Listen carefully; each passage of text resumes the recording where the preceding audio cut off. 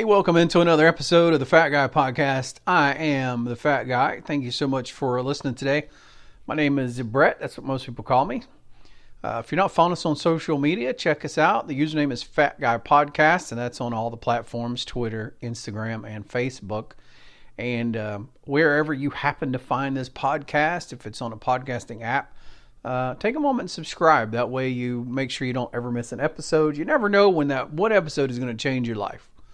I actually got a message from somebody. It's been a couple months ago now, and they were like, I'd listen to your podcast off and on. And then this one podcast I listened to, one episode, like my brain just clicked, and it was like being in the Matrix. And I was like, now it all makes sense. So in case I haven't helped you up till now, you never know when that podcast episode is going to come along that completely changes your mind.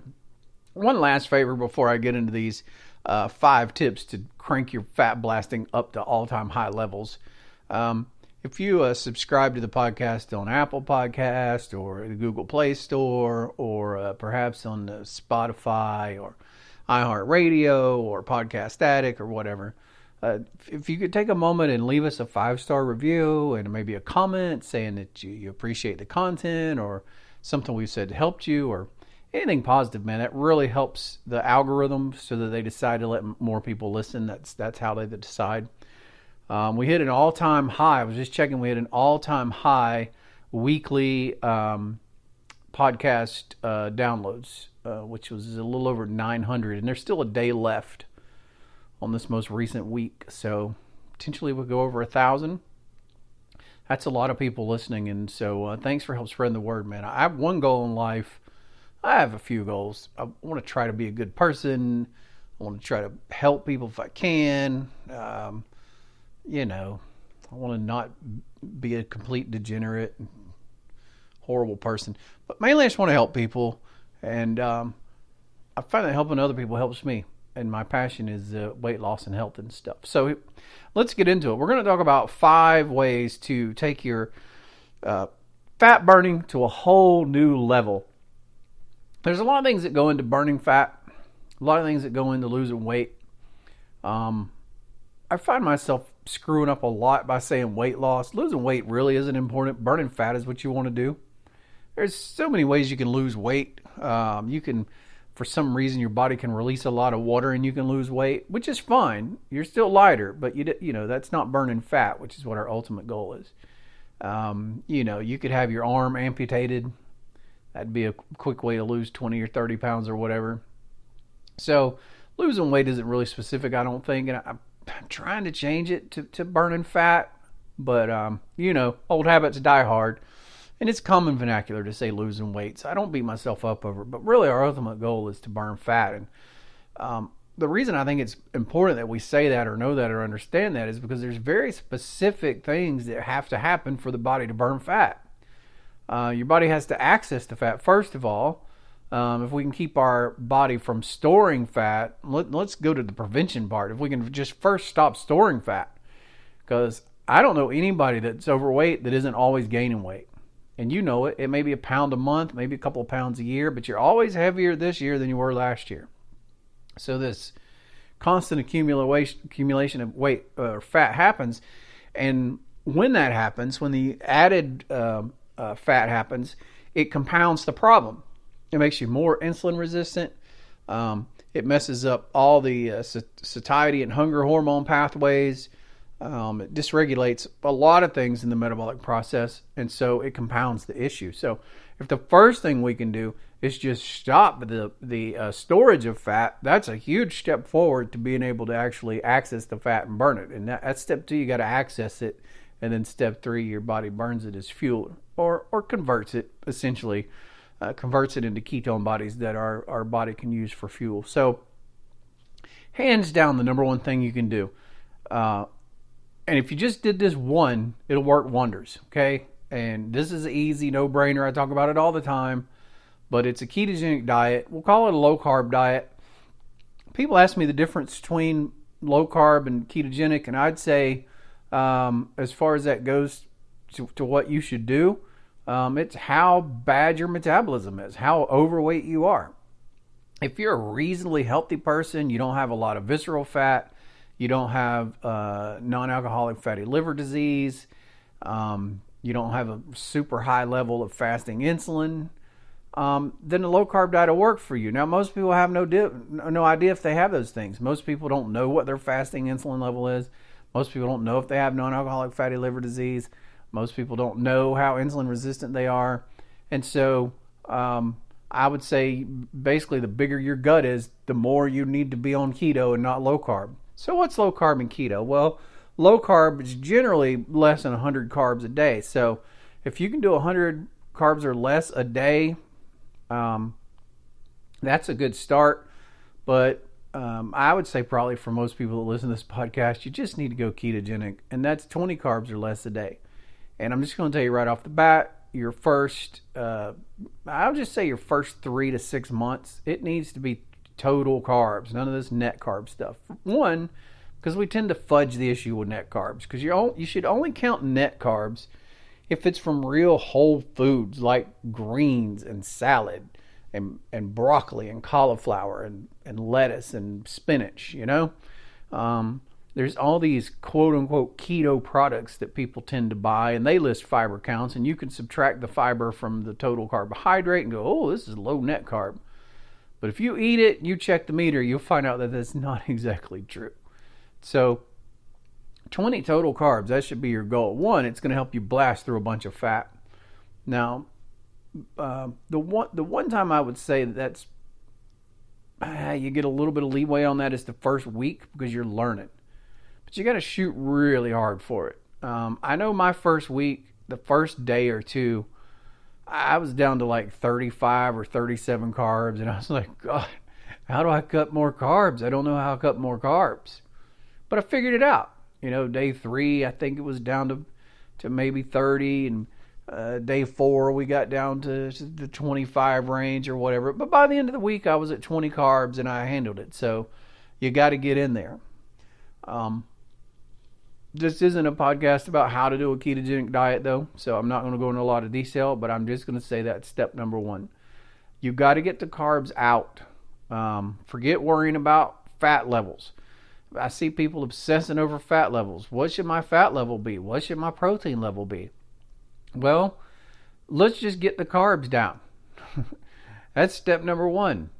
If you'll just get the carbs to 20 or less, pretty much everything will take care of itself if you're eating the right kinds of foods. So what's the right kind of foods? Eggs, butter, meat, and leafy green vegetables. Those are the 4 staples of a ketogenic diet. If you're primarily eating those and you're keeping your carbs to 20 or less, everything's going to work out and you're going to be fine. Number 2 is something that we preach often on the podcast. And when you combine number 2 and number 1 together, this is like 80% of it, maybe 85%. 85% of fat blasting comes from number 1 and number 2. So number 1 is the ketogenic diet, maybe a low carb diet, depending on your situation. But I would just say keto to be on the safe side. Number 2 is intermittent fasting. Intermittent fasting allows your insulin levels to lower, allows your body to go from having to deal with food, everything that's involved in that, from the digestive process to the handling of the blood glucose to the elevated insulin, to all of these different processes that happen physiologically. Your body just is done with that. And so it's very healing in addition to doing all the things that are necessary to allow your body to access and burn it as fuel. So when you combine it with a ketogenic diet, that 1-2 punch is powerful.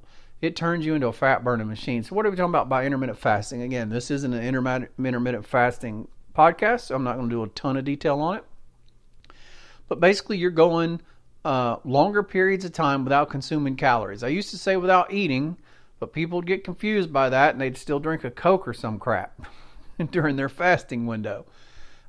If you consume a calorie, you're eating. So whether that's drinking a liquid or all the many other various ways you can ingest calories, all those are considered eating.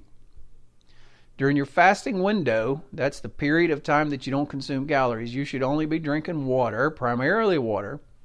You could also have a glass of unsweetened tea or black coffee. So those are really the three things you drink. Number four, which I really have become a fan of at times, and that's carbonated water. So make sure you check the label. Some of those carbonated waters somehow slip stuff in there you don't need. But yeah, there should be nothing in there but just a few minerals and some carbonation, and that's it.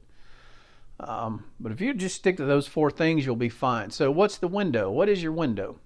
Well, ultimately, you want to strive for a minimum of 16 hours without consuming calories, and then you want to consume all your calories within 8 hours, and that's called 16-8.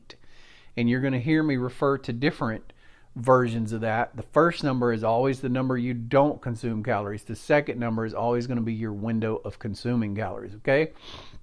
So 16-8 is the minimum you should shoot for. Now, for a lot of people, it's hard. They're like, oh, God, I just can't go the 16 hours. Well, you can, but I understand. Work yourself up to it. Start out with 12 and 12. Go 12 hours where you don't consume any kind of a calorie, and then you'll want to consume your meals within a 12-hour window. So I want to add one caveat to that, especially when it's such a long window like 12 hours when you're starting. Remember, you're just eating 3 meals and that's it. You're not eating any kind of snacks in between the meals, and you're not consuming liquid calories between the meals, okay? So if you have your breakfast, you want to have whatever you're drinking with your breakfast, and your breakfast, when you're done with it, you're done. There's no drinking of a sweetened beverage or anything between breakfast and lunch. There's no snacking between breakfast and lunch. You just move on from breakfast to lunch. Then at lunch, you're going to eat again. You're going to eat plenty. You're not going to overeat, but you're going to, eat enough, eat the right kinds of food, drink whatever you're going to drink with it. And then when you move on from that, there's no introduction of calories between lunch and dinner. There's no snacking. There's no cookie. There's no cracker. There's none of this stuff. You're just going to drink your water or your unsweet tea or whatever until you get to dinner, and then you eat your third meal. Now, as your eating window reduces, snacking is less of a problem because there's just fewer hours. But try the 12 and 12. If you can't do 16-8 right out of the gate, try 12 and 12. Then you want to move yourself up to maybe a 14-10. Then move yourself up to 16-8 from there. Once you get 16-8, if you find that's very, very easy for you, you can go ahead and push it past that. Because the more you push it, the better it's going to move you towards blasting fat. So you can move it to an 18-6. 18-6 I find is about the minimum I ever do. Occasionally I'll do a 16-8. But 18-6, I can eat a lot of food in 6 hours. I can have 3 full meals, really. I don't. I generally just eat 2 meals. But I could fit 3 meals into a 6-hour window if I wanted. But generally, once you get to the 16-8 and further, you're really just going to be basically eating 2 meals. Be lunch and dinner.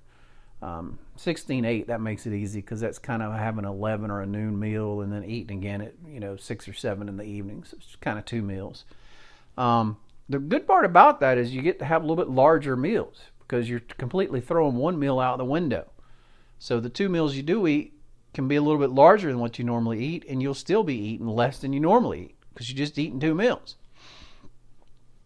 18-6 is good. Then you can move on from that to what's called a 24. I think that's some guy promoted that as the warrior diet, but it's just 24, 20 hours in a fasted state, 4 hours in an eating state. With a 24, you can still get 2 meals in. If you do a 24, and let's say you don't eat till 4 in the afternoon or 3 in the afternoon, 3 or 4 in the afternoon, you eat your meal, then you wait 3 hours, get into your last meal, and be done by the time the 4-hour mark is up.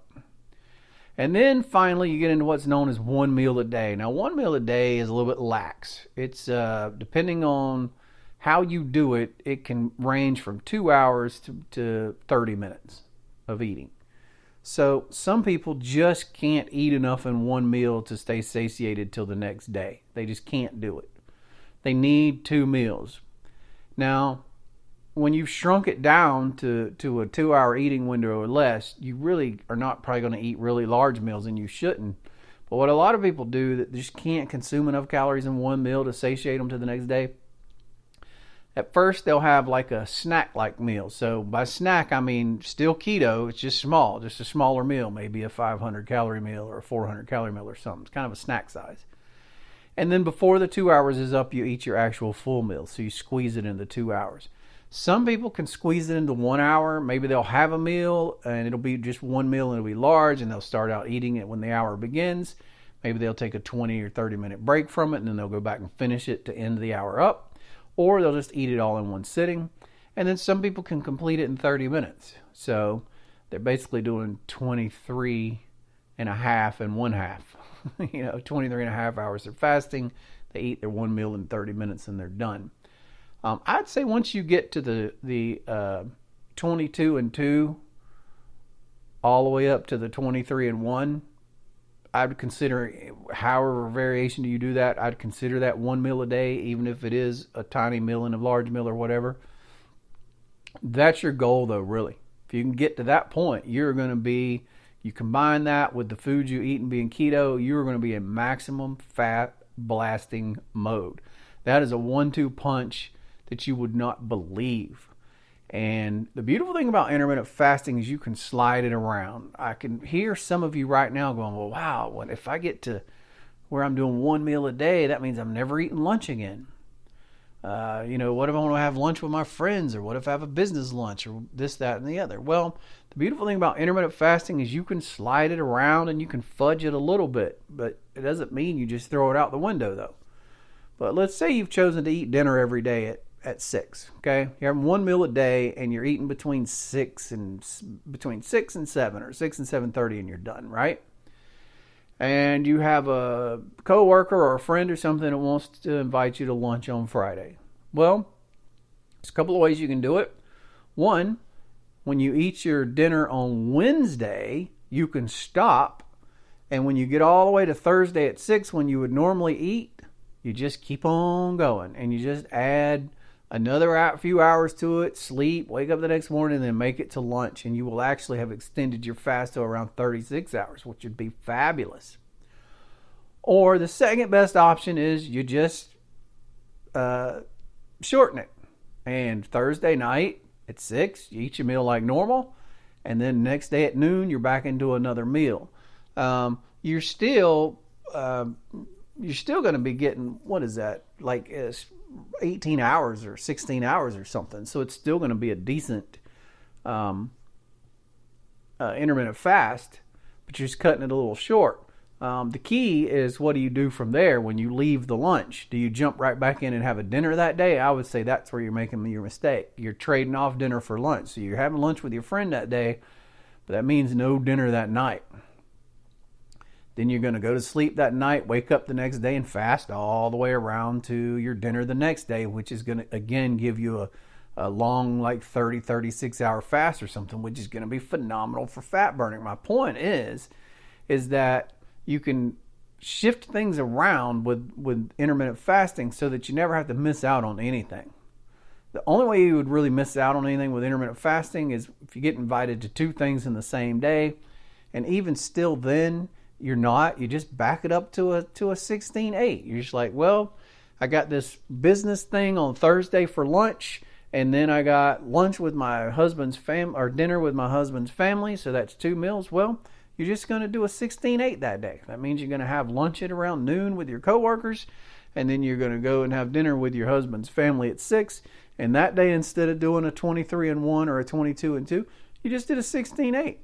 And then you should jump right back in it. As soon as you're done with dinner with the folks, you jump right back in and you do a 22 or 23 hour fast, and you're right back on one meal a day again. It's just, you just keep it flexible.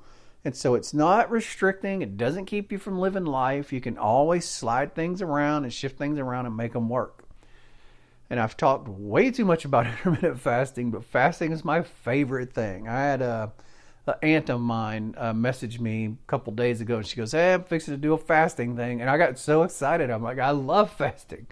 I feel the best I can possibly feel when I'm fasting. And I do.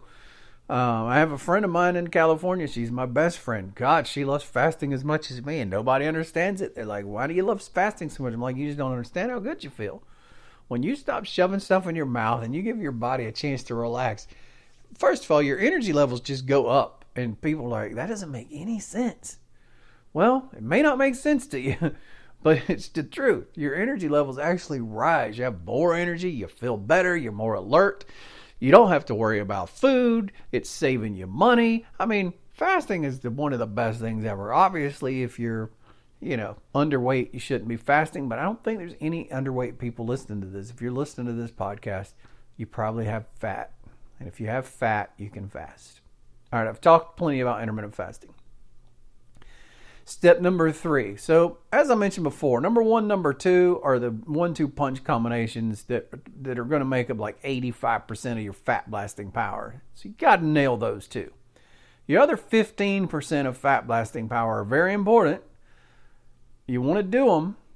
But if you slip up on one of them, it's not nearly as bad if you slip up on number 1 or number 2. Number 3, hands down, is sleep. You got to sleep. You got to get 8 hours of sleep, and it's got to be good sleep. Don't be looking at your phone right up until bedtime. All that blue light that comes in, it just messes it up. That's why a lot of people can't fall asleep or they don't get good sleep. You need to have an hour or 2-hour rule before bed. I'm just not looking at the phone. I don't want to get into all the rules of sleep. You know how important sleep is, and I struggle with sleep. I've struggled with sleep since 2012. And I can tell it too. What I do is retain water when I don't sleep. If I go 3 or 4, 5, 6 days where my sleep is just all messed up and I'm not getting no sleep, and it's 2 hours this night and 5 hours this night, and I don't get any the following night, and it just falls all the way around to the next day. I mean, I start gaining weight. It's water weight. It's not fat. Maybe a little fat, but it's definitely water weight, which is a great indicator of stress. And then your hormones get dysregulated. All kind of bad things happen. You got to sleep. And people don't understand how important sleep is to weight loss. But I was reading a study, and I want to say it was from 2012, 2013, the study where they had equal numbers of men and women. I think there were slightly more men than women, maybe 5 or 6 more men than there were women. But they divided them into 2 groups, randomized control into 2 groups.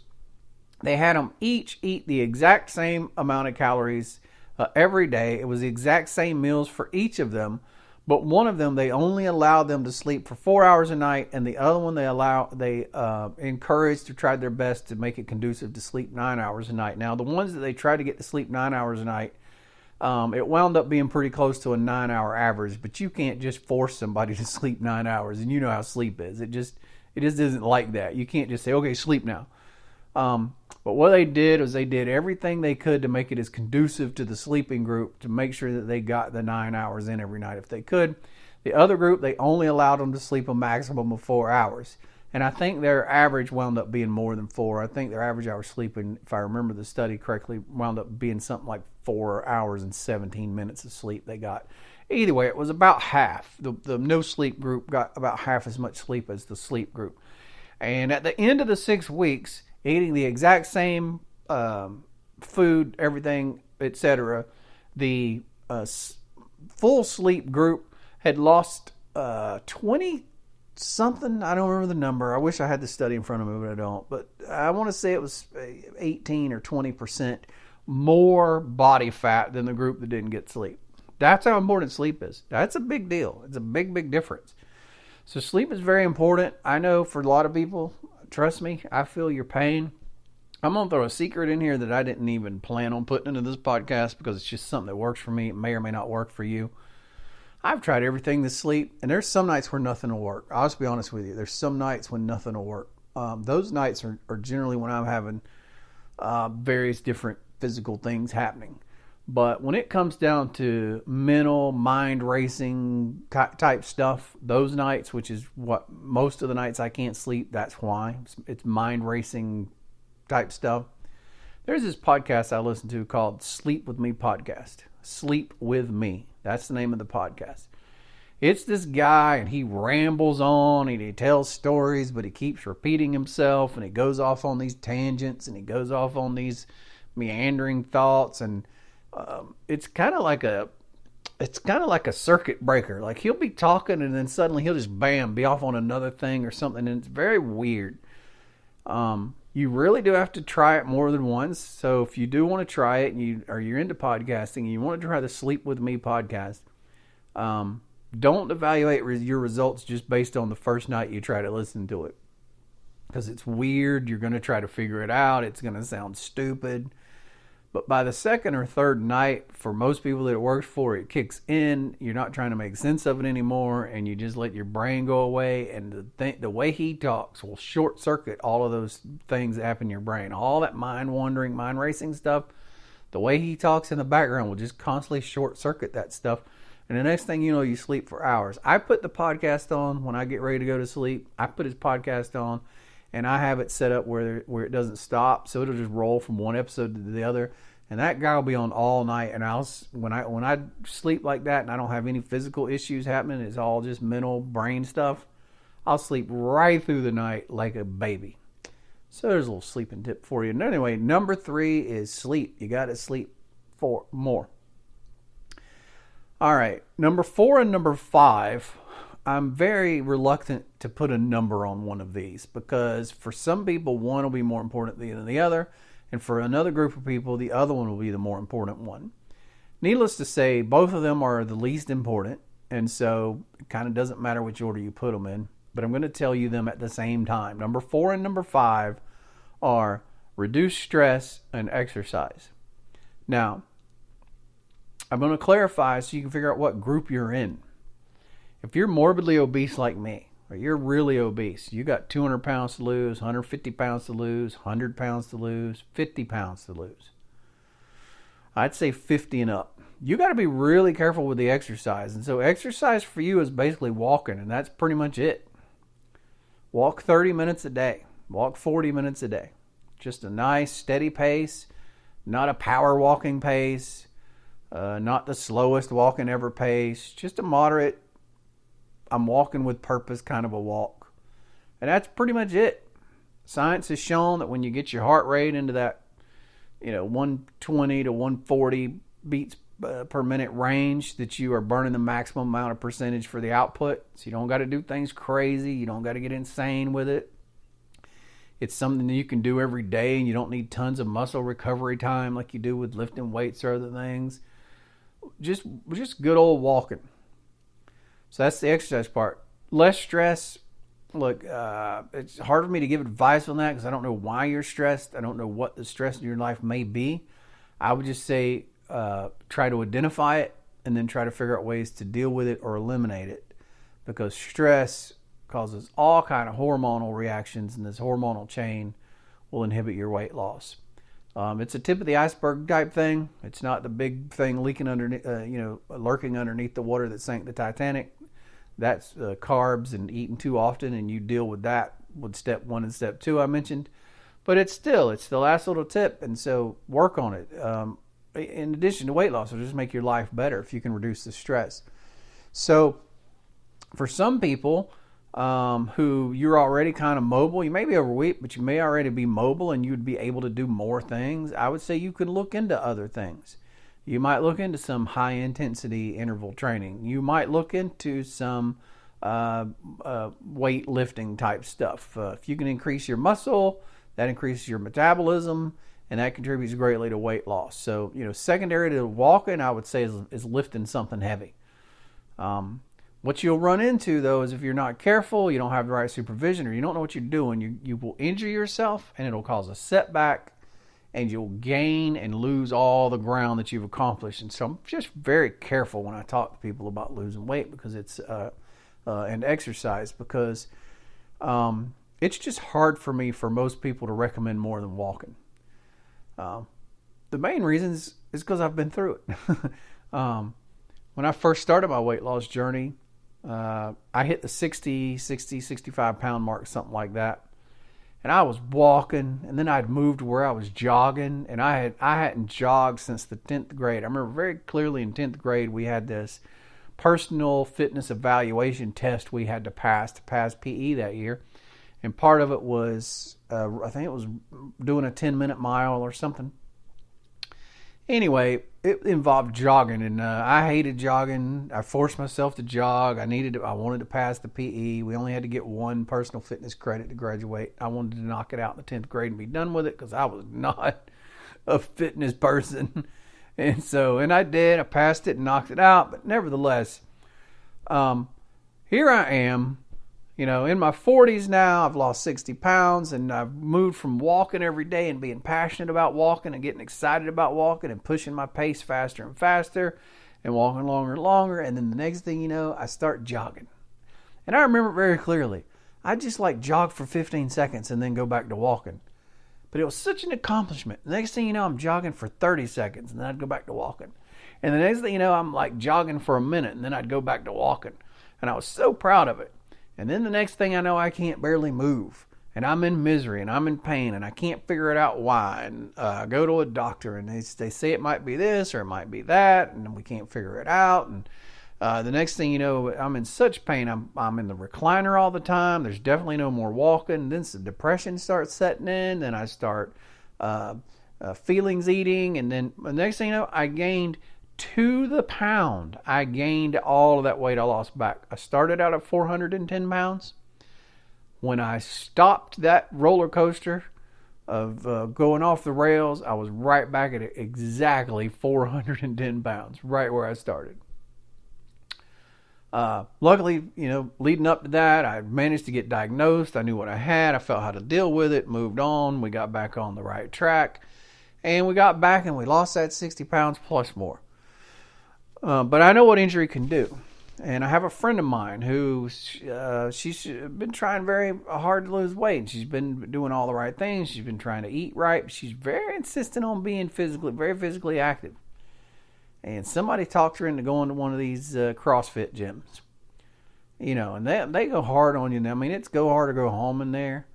And the next thing you know, she's got a sprained ankle and a broke foot and the shin splint or something. I can't remember what the other thing. But anyway, basically from the knee down, she has all this damage. She can't hardly walk. She winds up having to get surgery.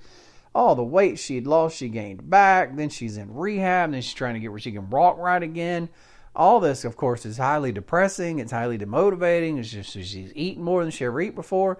She gains more weight than she'd lost from where she started from. Like she'd lost the weight or whatever, lost some weight, and was making progress. She gained all that weight back plus more weight. And so, look, exercise is fine, but just like with weight loss, just like with personal success, and just like exercise, you compete with yourself. You don't let somebody else tell you this is the level of X that you should be doing. You got to be at this level. No. Everybody has their own level. Your only competition is you. I remember, I told you I'd gained all that weight back and I was right back where I started. The weird thing about that is I was way less healthier the second time for some reason than I was the first time. I think it's because I basically sat in a recliner for 4 months. And so, I wasn't out getting around at 410. I was just in a depressed, sitting in the recliner all day depressed. And so I got even less healthy than I was the first time around. And it got where it was so hard for me to move. I literally took baby steps. The first thing I did is I remember I had this little 10-pound barbell.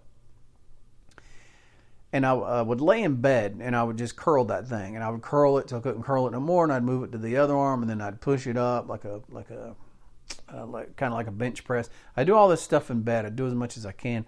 And I got it where I'd walk. And I would just walk from my bedroom to the recliner and the recliner to the bedroom. And I'd do that once and I'd do it a few times. It was baby steps. Now, to the rest of the world, it may seem like I was doing nothing. But to me, I was doing the most. It was so hard to do it. But it was little bitty things. It was just those baby things.